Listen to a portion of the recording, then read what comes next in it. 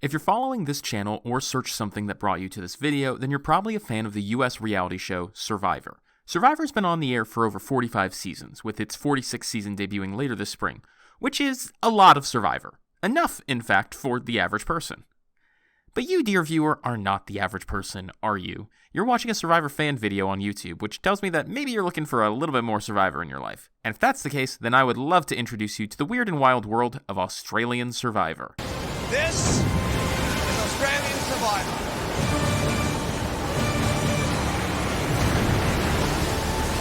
Now, you may have heard about Australian Survivor within the last year because their most recent season, Heroes vs. Villains, introduced a lot of people to the franchise who'd never heard of it before.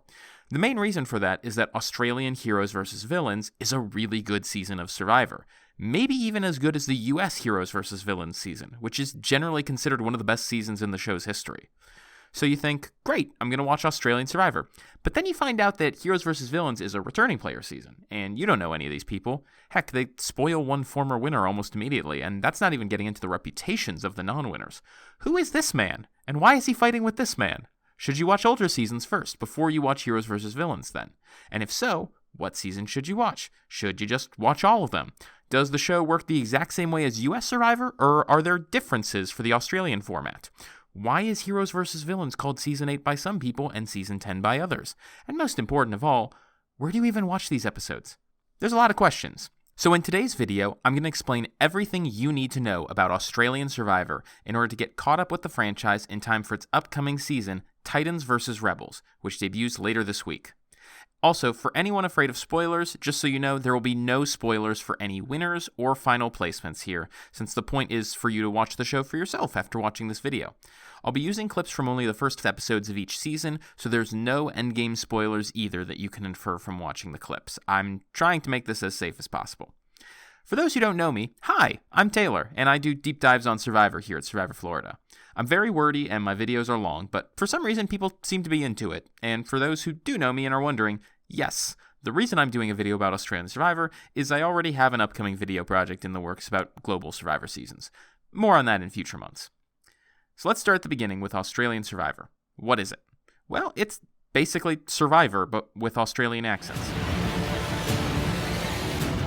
Welcome to the next chapter of Australian Survivor, champions versus contenders. People are stranded in a remote region of the world, get divided into tribes, compete in challenges, vote one another out, hit a merge where it shifts from a team to an individual game, and eventually only 2 or 3 people are left to plead their case to a jury. The winner gets 500,000 Australian dollars, which is roughly 325,000 US dollars. But if you think the prize money means it's easier, you would be sorely mistaken. Australian Survivor is much more difficult than US Survivor, actually. In a time when US Survivor has gone down from 39 days to 26, Australian Survivor runs 55-day seasons. Seasons start with 24 players instead of the 18 you usually find these days on US Survivor. And the challenges are much more physical, intense, and brutal. Most episodes feature both a reward and an immunity challenge. And it has consequences. Usually, at least one person gets medically evacuated or quits due to conditions on an Australian Survivor season. Strength and challenge prowess matter a lot more, especially in the pre-merge. And if you miss the days where Survivor seasons were very physical and brutal, or when beasting challenges made someone a frontrunner to win, then you'll really like this side of Australian Survivor.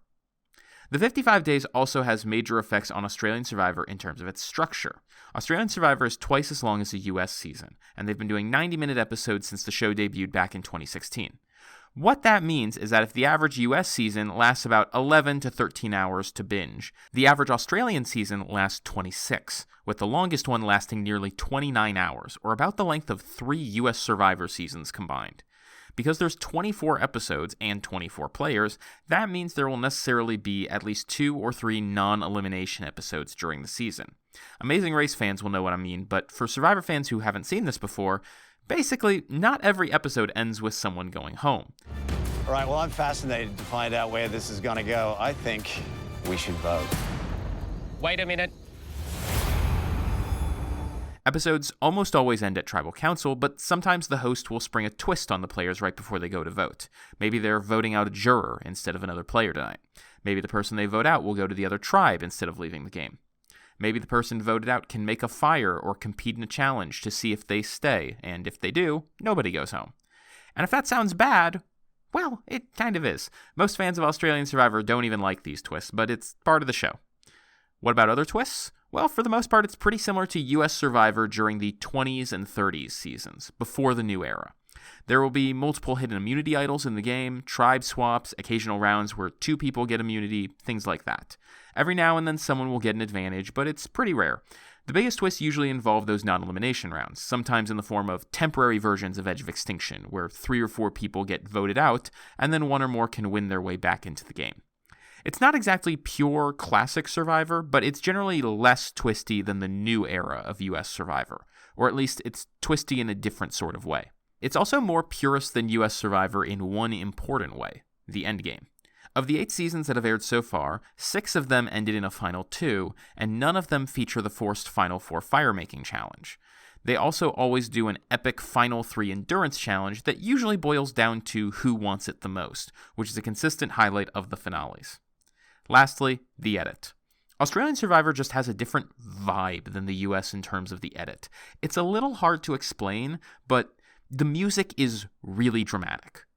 Players give themselves over-the-top nicknames. Mundane tribal council statements sometimes get treated like a bomb was dropped. So, Jordy, what do you think is going on with this tribe? It's going to be pretty heavy. Tonight is a lot about, what does the tribe hold important? None of us are going to fully be on the same page, I don't think.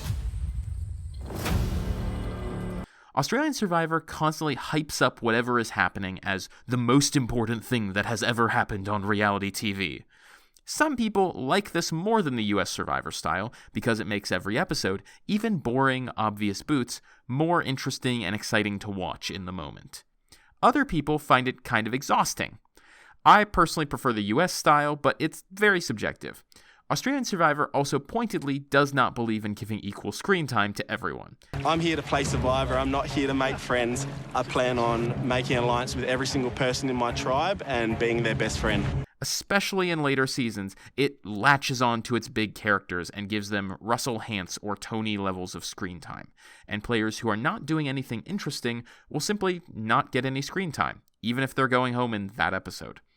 That said, sometimes players, even main characters or winners, will have almost no screen time in the beginning, only to blow up halfway through the season and become a dominant force, which basically never happens in US Survivor.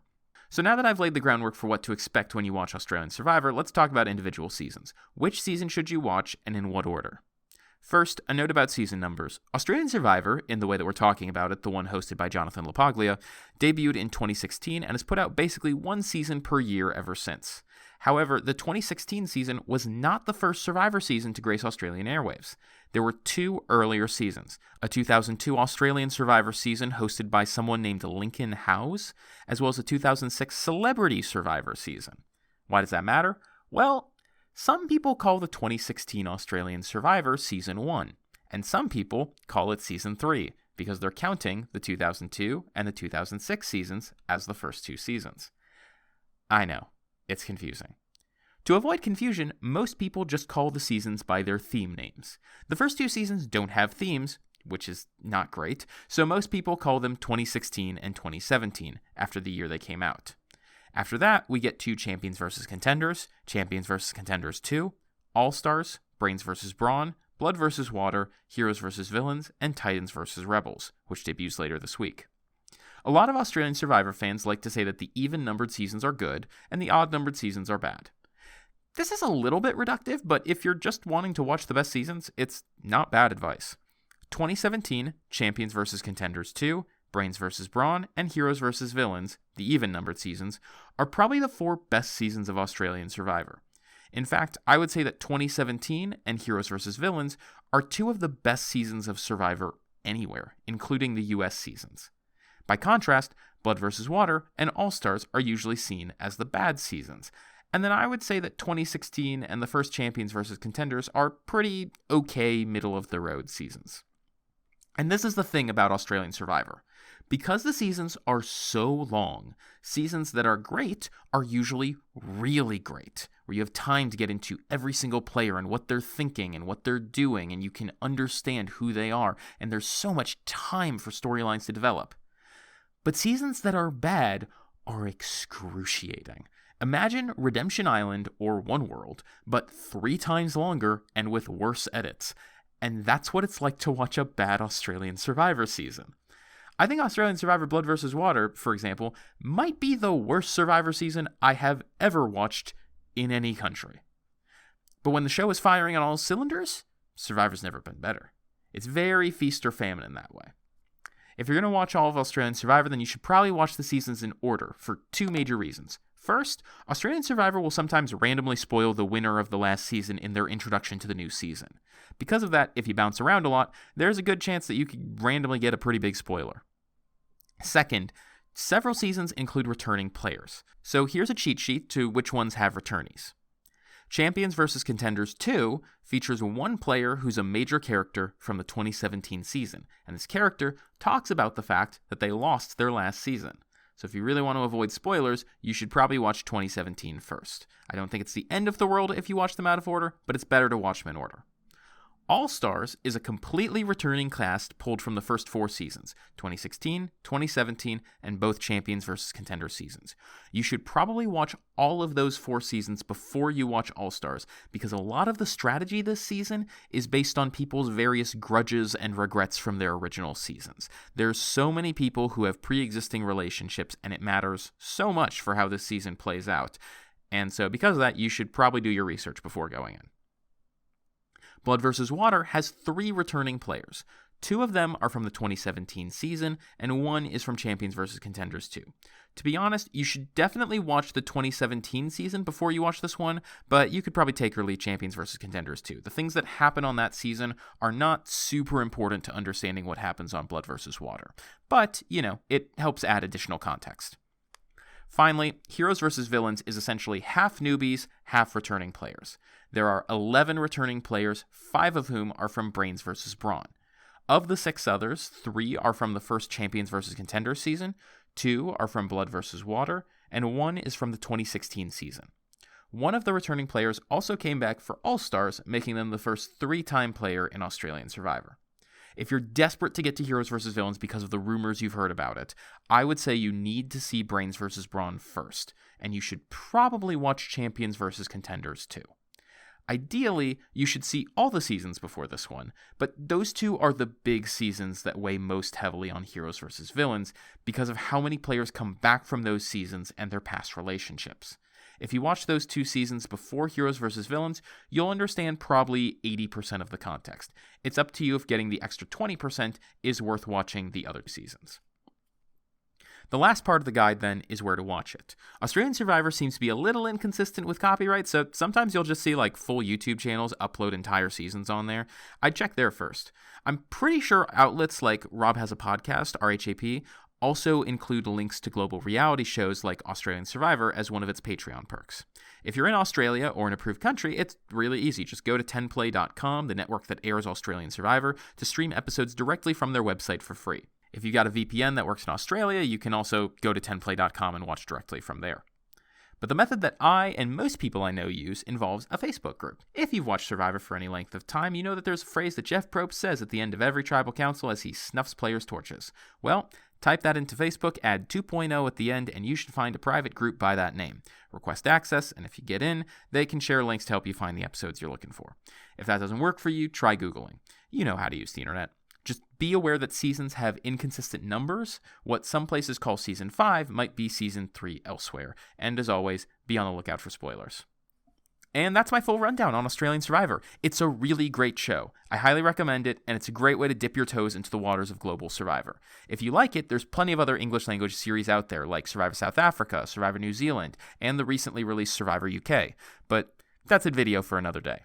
Thanks for watching, and if you like the content here, like the video, and be sure to subscribe to get notified anytime I post a new video. And I promise there will be more videos coming in the near future.